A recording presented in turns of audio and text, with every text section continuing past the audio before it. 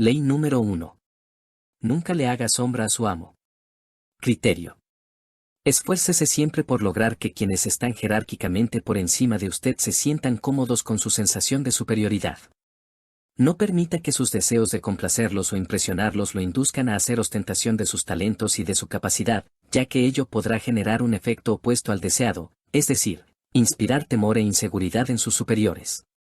Hágalos aparecer siempre más brillantes de lo que en realidad son, y accederá a la cumbre del poder. Transgresión de la ley. Nicolas Fouquet, el ministro de Finanzas de Luis XIV durante los primeros años del reinado de este, era un hombre generoso, amante de las fiestas opulentas, las mujeres bonitas y la poesía. También amaba el dinero, dado que llevaba un estilo de vida bastante extravagante. Fouquet era muy hábil y en gran medida, un colaborador indispensable para el rey. Por lo tanto, a la muerte del primer ministro Jules Mazarin, en 1661, el ministro de Finanzas esperaba ser designado su sucesor. El rey, en cambio, decidió suprimir ese cargo. Estas y otras actitudes llevaron a Fouquet a sospechar que estaba cayendo en desgracia y por lo tanto, decidió congraciarse con el rey organizando la fiesta más espectacular jamás vista. El motivo oficial de la fiesta era celebrar la inauguración del castillo de Fouquet, Vaux-le-Vicomte, pero su objetivo real era homenajear al rey, invitado de honor del agasajo.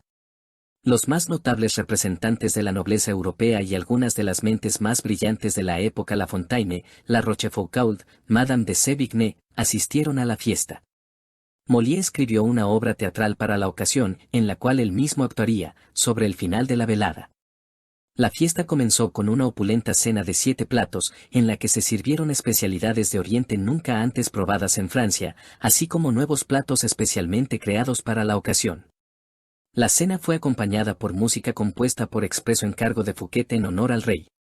Después de la cena, los invitados pasearon por los jardines del palacio. Con el tiempo los parques y las fuentes de Vaux-le-Vicomte habrían de inspirar los jardines de Versailles. Fouquet acompañó personalmente al joven rey en una recorrida por el diseño geométrico de arbustos y canteros florales. Cuando llegaron a los canales que surcaban los jardines, disfrutaron de un espectáculo de fuegos artificiales, seguido por la representación de la obra de Molière. La fiesta duró hasta muy entrada la noche y todo el mundo coincidió en que nunca antes habían vivido una celebración tan espectacular. Al día siguiente, Fouquet fue arrestado por el jefe de los mosqueteros del rey, d'Artagnan. 3 meses más tarde, fue juzgado por desfalco al Tesoro Nacional.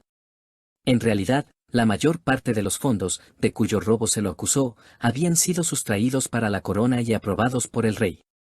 Fouquet fue hallado culpable y enviado a la prisión más remota de Francia, en lo alto de los Pirineos, donde pasó los últimos 20 años de su vida en solitaria reclusión.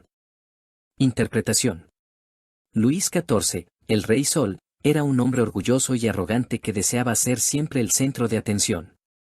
No soportaba que nadie lo superase en opulencia, y mucho menos ser opacado por su ministro de Finanzas. Como sucesor de Fouquet, Luis XIV designó a Jean-Baptiste Colbert, un hombre conocido por su moderación y famoso por dar las fiestas más aburridas de todo París. Colbert se aseguró de que cuanto fondo líquido hubiese en el tesoro fuese a parar directamente a manos del rey. Con estos dineros, Luis XIV construyó un palacio aún más espléndido que el de Fouquet, el célebre Palacio de Versailles. Empleó a los mismos arquitectos, decoradores y paisajistas que construyeran el palacio de su exministro de Finanzas. Y en Versailles, Luis XIV celebró fiestas aún más extravagantes que aquella que costó a Fouquet su libertad. Analicemos la situación. La noche de la fiesta, al presentar ante Luis espectáculo tras espectáculo, uno más espléndido que el otro, Fouquet tuvo la intención de demostrar su lealtad y devoción para con el rey. Esperaba que aquella fiesta no solo le permitiera recuperar el beneplácito del rey, sino también demostrar su buen gusto, sus relaciones y su popularidad, subrayando así lo indispensable que era él para el rey y probando ante éste que sería un excelente primer ministro. Pero en realidad sucedió todo lo contrario. Cada nuevo espectáculo, cada sonrisa de apreciación dirigida por los huéspedes a Fouquet hicieron sentir a Luis que sus propios amigos y súbditos estaban más fascinados con el ministro de Finanzas que con él, y que Fouquet hacía indebida ostentación de su fortuna y de su poder. En lugar de halagar a Luis, la elaborada fiesta de Fouquet ofendió la vanidad personal del soberano. Por supuesto, Luis no iba a admitir semejante cosa, de modo que encontró, en cambio, una excusa conveniente para librarse del hombre que, sin darse cuenta, lo había hecho sentirse inseguro. Este es el destino que corren, de una u otra forma, todos aquellos que desequilibran la autoestima de su amo, hieren su vanidad o le hacen dudar de su preeminencia. Al comienzo de la velada, Fouquet estaba en la cima del mundo. Cuando la fiesta llegó a su fin, había caído en un abismo. Voltaire, 1694 a 1778. Observancia de la ley. A principios del siglo XVII, el astrónomo y matemático italiano Galileo se encontraba en una situación sumamente difícil. Dependía de la generosidad de los grandes gobernantes y como todos los científicos del Renacimiento, solía obsequiar sus inventos y descubrimientos a los grandes gobernantes y regentes la época. Por ejemplo, en cierta oportunidad obsequió una brújula militar de su invención al duque de Gonzaga. Luego le dedicó un libro, en el que explicaba el uso de dicha brújula, a los Médicis. Ambos gobernantes se sintieron muy agradecidos y a través de ellos Galileo logró reunir más alumnos. Pero, por importantes que fuesen sus descubrimientos, sus amos, por lo general, le retribuían con obsequios y no con dinero en efectivo. Esto hacía que viviera en constante inseguridad y dependencia económica. Fue entonces cuando pensó que debía de existir otra forma de manejar aquella situación. Galileo vislumbró una nueva estrategia en 1610, cuando descubrió las lunas de Júpiter. En lugar de dividir su descubrimiento entre sus distintos amos donando a uno el telescopio que había usado, dedicando a otro un libro, y así sucesivamente, como lo había hecho en el pasado, decidió centrar su atención exclusivamente en los Médicis. Los eligió por un motivo particular. Poco después de que Cosme y estableció la dinastía de los Médicis, en 1540, había convertido a Júpiter, el más poderoso de los dioses, en el símbolo de la familia, un símbolo de poder que iba más allá de la política y del negocio bancario, ya que estaba ligado a la antigua Roma y a sus deidades. Galileo convirtió el descubrimiento de las lunas de Júpiter en un acontecimiento cósmico que honraba la grandeza de los Médicis. Poco después del descubrimiento anunció que los brillantes astros, las lunas de Júpiter, se ofrecían en los cielos a su telescopio. Al mismo tiempo en que Cosme II era entronizado. Dijo que el número de lunas, 4 armonizaba con el número de Médicis, Cosme II tenía 3 hermanos, y que las lunas giraban en torno de Júpiter como esos 4 hijos giraban en torno de Cosme I, el fundador de la dinastía. Más que una coincidencia, ello demostraba que los mismos cielos reflejaban la ascendencia de la familia de los Médicis. Después de dedicar este descubrimiento a los Médicis, Galileo mandó confeccionar un emblema que representaba a Júpiter sentado sobre una nube, con los 4 astros girando a su alrededor, y lo obsequió a Cosme II como símbolo de su unión con los astros.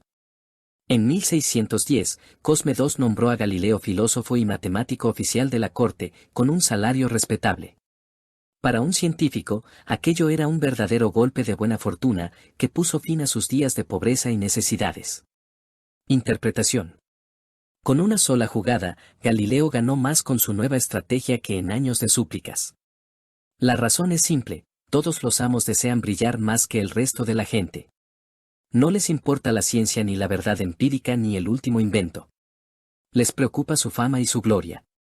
Galileo dio a los Médicis una gloria infinitamente mayor, al vincular su nombre con las fuerzas cósmicas, que mencionándolos como patrocinadores de algún nuevo invento o descubrimiento. Ni siquiera los científicos pueden eludir las veleidades de la vida cortesana y los padrinazgos. Como todos, necesitan servir a los amos que controlan los recursos monetarios.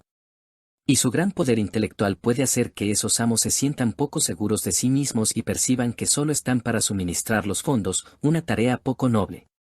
El productor de una gran obra quiere sentir que es algo más que el que financia una empresa, también quiere aparecer como creativo y poderoso, incluso más poderoso que la obra producida en su nombre. En lugar de hacerlo sentir inseguro, es necesario concederle gloria. Galileo no desafió la autoridad intelectual de los Médicis con su descubrimiento, ni los hizo sentir inferiores. Al ponerlos literalmente en el nivel de los astros, los hizo aparecer como tales en las cortes italianas. No le hizo sombra a su amo, sino que logró que su amo brillara más que nadie. Claves para alcanzar el poder. Todos tenemos inseguridades. Cuando uno se presenta ante el mundo y muestra sus talentos, naturalmente genera en los demás todo tipo de resentimientos, envidia y otras manifestaciones de inseguridad. Esto es algo que hay que tener en cuenta. Uno no puede pasar la vida preocupándose por los mezquinos sentimientos de los demás. Sin embargo, con sus superiores deberá encarar la situación de manera diferente. Cuando se trata del poder, hacerle sombra al amo es quizá el peor error de todos los que se pueden cometer.